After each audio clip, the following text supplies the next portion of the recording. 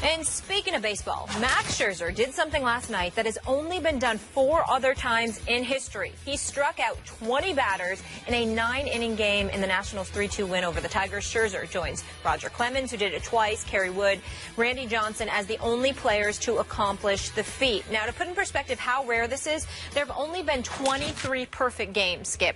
So what's more impressive, a perfect game or a 20 strikeout game in 9 innings? Obviously, as Molly just pointed out, the numbers would scream to you that the 20 strikeout performance is much harder to pull off because there have been 23 perfect games versus only 5 of these 20 strikeout performances. Stephen A., I'm going into my 12th year on this show. Back in the early days of the show, we used to debate on an almost seemed like daily basis quality of no-hitters, quality of perfect games. What was the degree of difficulty? And I would find lots of them to be laughably overrated. This is what has always amazed and sometimes amused me about the game of baseball. There's so much luck involved in hitting a baseball and getting hits in baseball. Because, as you well know, it's so difficult to make solid contact that it's very difficult, close to impossible, for a hitter to actually precisely aim where he hits a baseball.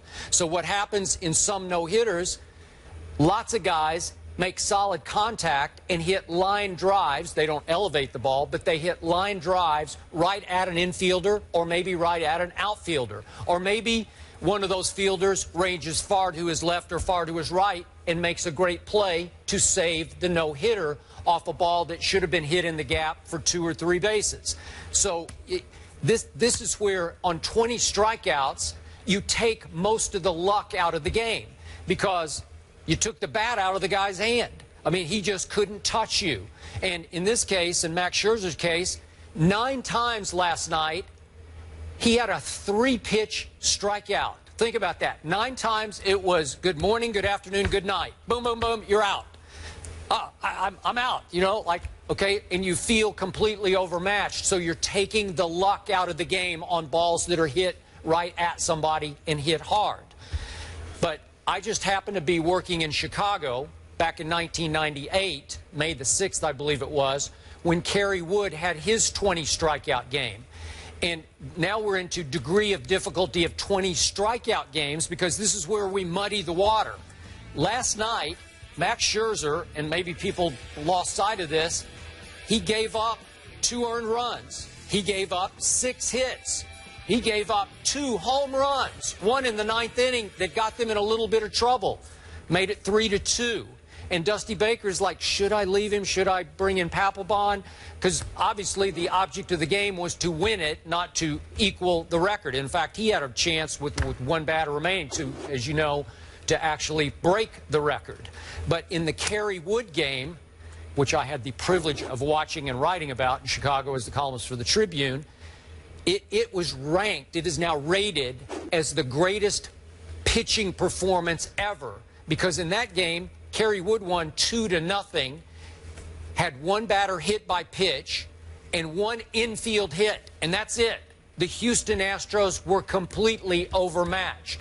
20 strikeouts with nothing else to show for it. So that game was much higher rated than this 20 strikeout game. So you even have degrees of difficulty there. But to take nothing away from Max Scherzer, he did it in the fewest pitches ever. 119 pitches to register 20 strikeouts is just phenomenal. But I take these over perfect games or no-hitters of any variety. So do I. There are plenty of perfect hitters. You know, and it's more simplistic for me than that, Skip. When I think about a perfect game, devoid of the amount of strikeouts that we're talking about here. Let's just say, for example, let's chop it in half. Let's say, for example, somebody threw a perfect game and they struck out 10 batters or 12 batters, Skip. So much assistance is provided by your fielders. Yep. You got a defense behind you, and they come to your aid. Don't get me wrong, you deserve the credit because you kept the ball in play.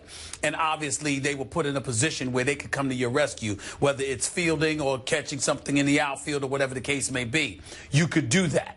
With last night's performance by Scherzer, first of all, he was dealing. He looked big time. Had the fastball working, had the slider working, had the cutter working. I mean, this brother was sensational. It was something special to watch. And when you consider the fact that it was against his former team, rife with individuals who were once his teammate, talking smack to him beforehand about how they were going to light him up. Particularly when you consider the fact that he was fresh off of giving up about 4 home runs against Chicago just a few days earlier in his previous performance. All of those things factored into the equation. But the strikeout guys, like you would say, I love that, and that way you phrased it. Good morning, good afternoon, good night. 3 and out. That was beautiful. That's a beautiful way to put it. To do that to 9 batters was something special. To give up a homer to Iglesias in the 3rd inning, to come back in the 8th and give up a home run to J.D. Martinez, but to somehow, some way, in between those times, before, in between, after, to still bring the heat for your last pitch to be 98.1 miles per hour. That just shows me that you got some serious heat coming your way, which we all know Scherzer has had. He's not a fluke. These are the kind of things that he's capable of, but you still don't anticipate. You're waiting. Okay, he's capable of the no-hitter. Well, he's got 2 of those. He's capable of a perfect game. He's capable of striking out 15. He's capable. He's much better than the 4.15 ERA that he has right now. He pitched 52 innings this year. He's already struck out 66. This is who he is. But you still find yourself in awe because somehow, some way, there are moments that arrive in each season that he's pitching where there's something even more special than what you saw before. He hasn't come out of nowhere. It's just that the greatness that he puts on display on occasion somehow, some way finds a way to eclipse other great moments he himself has provided. So it's something like that, and I look at it from that perspective. I think about Roger Clemens. I think about him. I think about Kerry Woods, being 20 years of age against the Astros that time and doing what he did. And I just look at this performance, and I think it's spectacular, and it's much better to me than a perfect game, because even with a perfect game, you know, to me, you know how baseball is, and Scherzer put it best, Skip. He said the word sexy. Just like home runs are sexy, so are strikeouts. Yep. Guys bouncing into double plays and flying out to right or left field or center field. Listen, yeah, that's nice when you're going for a no-hitter or a perfect game. But when you are literally blowing guys away, that's what you really want to see. There are 2 things that you love going to a ballpark, to a baseball ballpark, to see. You want to see the home runs, and you want to see strikeouts courtesy of high heat. And remember, he just threw fastballs down the pike at them to end the game. I'm not playing any games with you. I'm coming at you. I'm taking you out. That's what greatness is. So I got to change the subject real quick here with Molly's help. The shot I'm seeing of you in the monitor has this Stephen A. picture over on your shoulder, and it looks like the little voice on your shoulder. Yeah, you can't see it right now, but you in your Alberto commercials, you have the little voice. You're the little voice in somebody's stomach. Now you've got your little, I don't know if it's your devil voice. That's what or I was your, wondering. I don't know, but he's right on your shoulder. Devil voice, because we know you have angel or devil. I wasn't aware of that, but you know, when you're trying to be great, you know, sometimes roadblocks come the way. You got to know how to dance with the devil sometimes. You know what I'm saying? I don't know who that little guy is over there. He's looking up. You know what? I think it's your angel voice because he's looking up into the heavens, right? Yes. New level, new devil. It works. Stephen A. It works. All right. It works. All right. The Nationals are a half game behind the Mets in the NL East. Skip, good morning, good afternoon, good night. That's what you do in debates, right? Thank you. Oh, yes. So why did Bill... He wishes. He wishes. Yeah. I knew that was coming. Okay.